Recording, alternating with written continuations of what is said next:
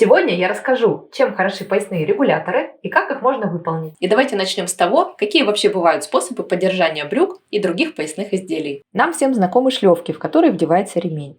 Ремни, как правило, обладают жесткостью, и в этом их плюс и минус. С одной стороны, ремень лучше всего стабилизирует пояс.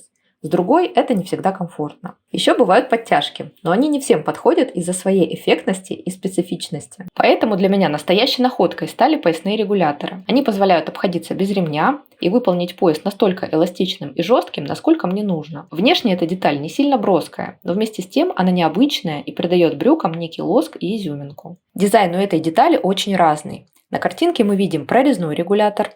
Можно встретить вариант цельнокроенный с деталью пояса. В данном случае регулятор образует, собственно, застежку брюк. Наиболее простыми в исполнении мне кажутся накладные регуляторы. Их можно расположить сбоку, либо сзади. Пара слов о фурнитуре и способе застежки регулятора.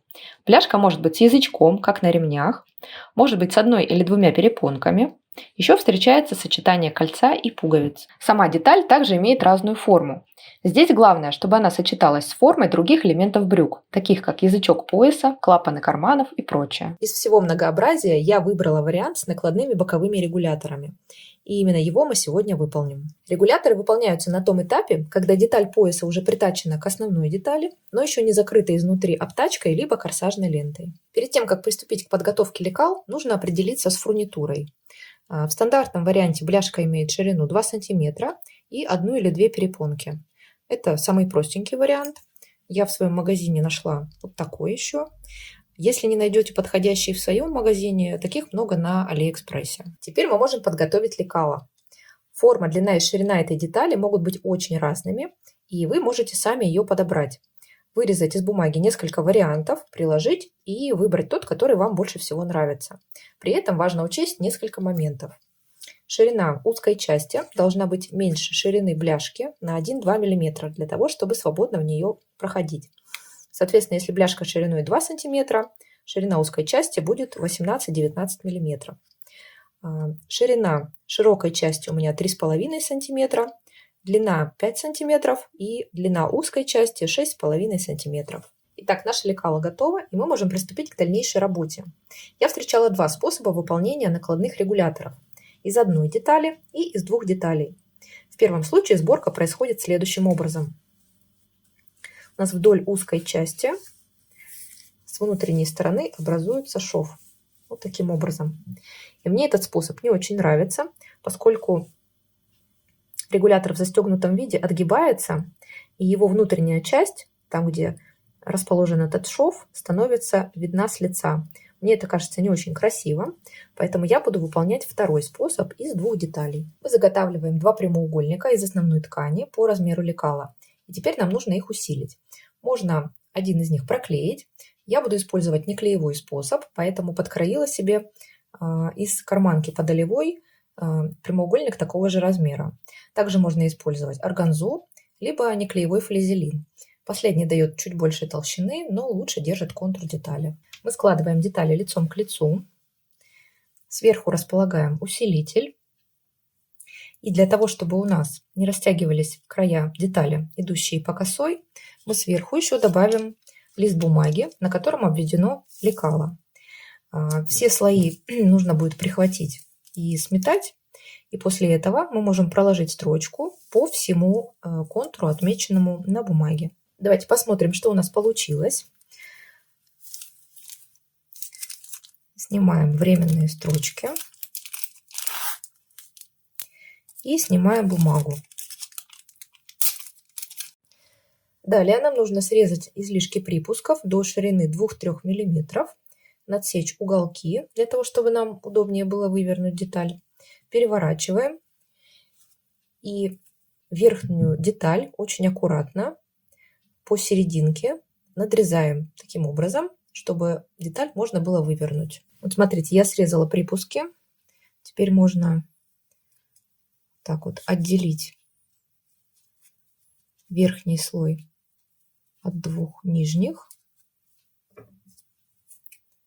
и надсечь. Вот у нас получается такой надрез. И теперь можем вывернуть деталь. Давайте посмотрим, что у нас получилось. Слишком большую дырку прорезать не стоит, потому что могут начать гулять контуры внутренней детали. Если вы вывернули деталь и обнаружили, что она оказалась не той формы, которую вы себе задумывали, ничего страшного, такое бывает. Можете откорректировать лекало и повторить эту операцию еще раз. Для одного регулятора нам нужно изготовить будет еще одну такую деталь. Если будете устанавливать 2 регулятора, соответственно, нужно сделать еще 3. После этого детали можно приутюжить и перейти к следующему этапу. У нас готовы детали, и теперь мы можем прикинуть, как они будут расположены. Мы устанавливаем бляшку и регулируем расстояние между деталями и длину хвостика. Для удобства ту деталь, которая будет фиксировать бляшку, мы прихватили ниткой. Теперь определимся с расположением регулятора. По вертикали мы можем его ориентировать посередине пояса, либо сместить немного вниз, например, на линию притачивания пояса. Также, если вам модель позволяет, если вам это нравится, вы можете сместить его еще ниже. Я видела модели, когда регулятор был расположен под линией притачивания пояса. По горизонтали мы можем сориентировать бляшку по боковому шву, либо, если у вас есть боковой карман, мы можем сместить его немножко вперед и расположить бляшку между линией входа в карман и боковым швом. Когда мы уже определились с местоположением регулятора, мы можем срезать излишек хвостика у одной из деталей, которую мы уже прихватили, и приметать обе детали регулятора в том положении, как они будут расположены. Притачивать регулятор мы можем машинным способом, можем ручным, либо и тем, и другим одновременно. Я буду выполнять ручной потайной стежок. Также при ручном способе мы можем сделать еще дополнительно отделочную строчку, но я этот этап пропущу. Давайте посмотрим. Я уже проложила строчку, которая фиксирует край регулятора. И теперь нужно проложить потайным стежком строчку по контуру детали. Давайте я вам покажу основной принцип. Мы захватываем нижнюю деталь регулятора иглой. Так.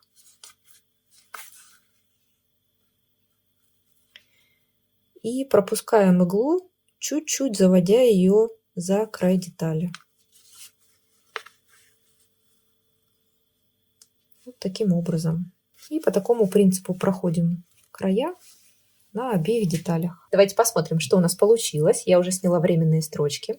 Как вам такая обработка? И вообще идея регуляторов на поясе вместо шлевок?